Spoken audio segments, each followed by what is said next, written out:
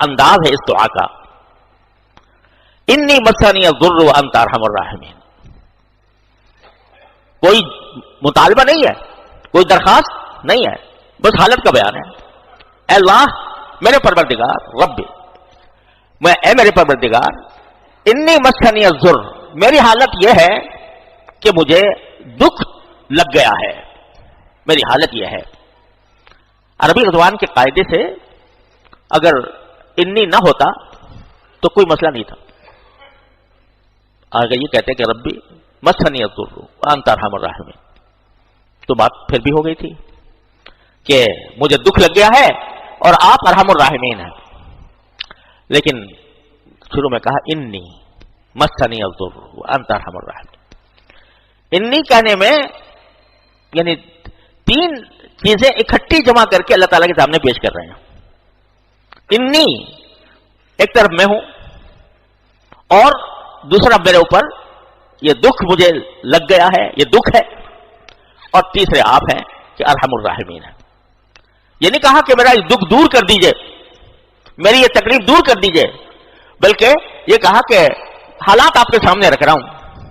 حالات یہ ہے کہ ایک طرف میں ہوں، دوسرے میرے ساتھ لگی ہوئی بیماری ہے، اور آپ ارحم الراحمین ہیں.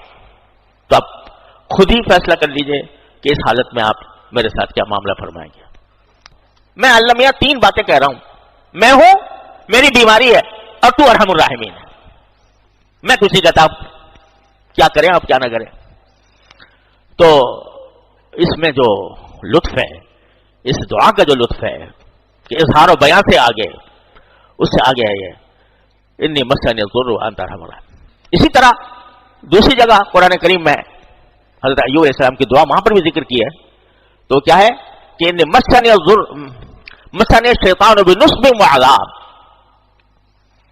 وہاں بھی بس اتنا ہے کہ یا اللہ مجھے شیطان چھو گیا ہے، تکلیف دے کر اور میرے اندر بیماری آزار پیدا کر کے مجھے چھو گیا ہے. بس وہاں پر بھی کوئی ایسا جملہ نہیں ہے یا اللہ مجھے شفا دے دے، بلکہ اپنی حالت پیش کر دی اور اس پوری حالت کو دعا بنا دیا. تو جب یہ دعا ہوئی تو قرآن کریم فرماتے ہیں ارکض برجلک ھذا مغتسل بارد وشراب. جب یہ دعا پہنچی ہے باری تعالیٰ کے مقام تک تو اللہ تعالیٰ نے حکم دیا ارکض برجلک، اپنا پاؤں زور سے مارو اس پتھر پر، بس یہ تمہاری شفا کا راستہ ہے. ارکض برجلک، اپنا پاؤں مارو زور سے اس پتھر کے اوپر، تو کیا ہوگا؟ وہاں سے چشمہ پھوٹے گا. تو نہ ایسا ہی ہوا.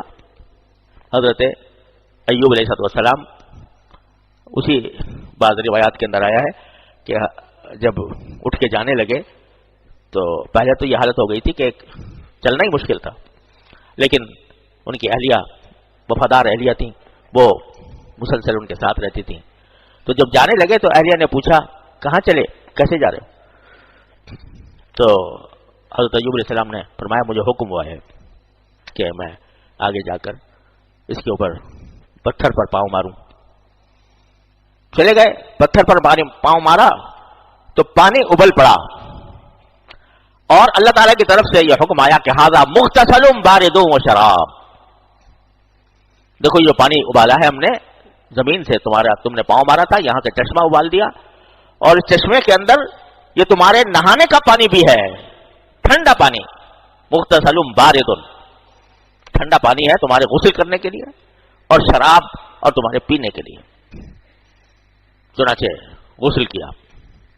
حضرت ایوب علیہ السلام نے غسل فرمایا اس چشمے سے، اور جب غسل کر کے فارغ ہوئے تو وہ ساری بیماری جا چکی تھی.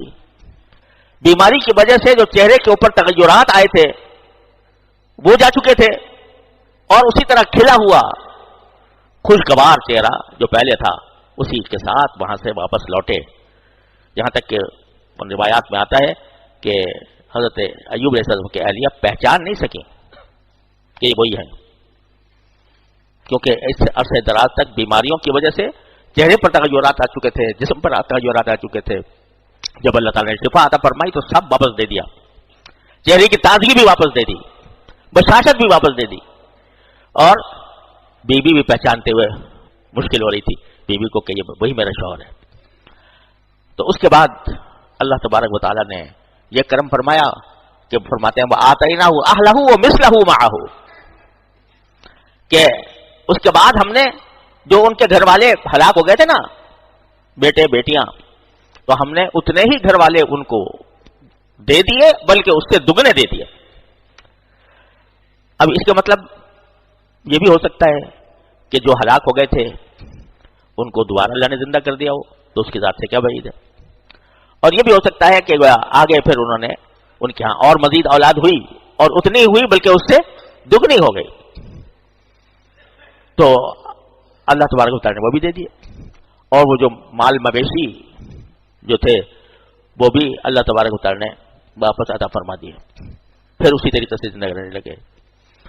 لیکن ان کا واقعہ بتا کر اللہ تبارک و تعالیٰ ہم آپ کو جو سنا رہے ہیں واقعہ، محض قرآن کریم میں جب کوئی واقعہ آتا ہے تو وہ محض قصہ کہانی نہیں ہوتی کہ بھئی افسانہ ترازی ہے، افسانہ سے بتایا جا رہا ہے، اس کے پیچھے سبق ہوتے ہیں. تو سکھایا جا رہا ہے کہ مصیبتیں دنیا میں سب کو پیش آتی ہیں. کوئی انسان ایسا نہیں ہے کہ جس کو کبھی زندگی میں کوئی مصیبت پیش نہ آئی ہو. کوئی ہے ایسا؟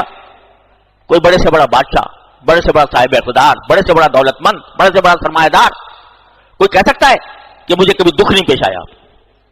دکھ پیش آتے ہیں اس دنیا کے اندر، کبھی کو آتے ہیں. لیکن اس دکھ کے موقع پر ایک طریقہ وہ ہے کہ آدمی جزا فضا کرے، شکایت کرے، اللہ تعالیٰ سے یہ شکایت کرے کہ یا اللہ میاں تو نے مجھے مصیبت میں ڈال دیا، اعوذ باللہ، اس سے گلہ کرے. اور ایک طریقہ وہ ہے جو ایوب علیہ السلام نے اختیار کیا کہ یا اللہ گلہ کوئی نہیں،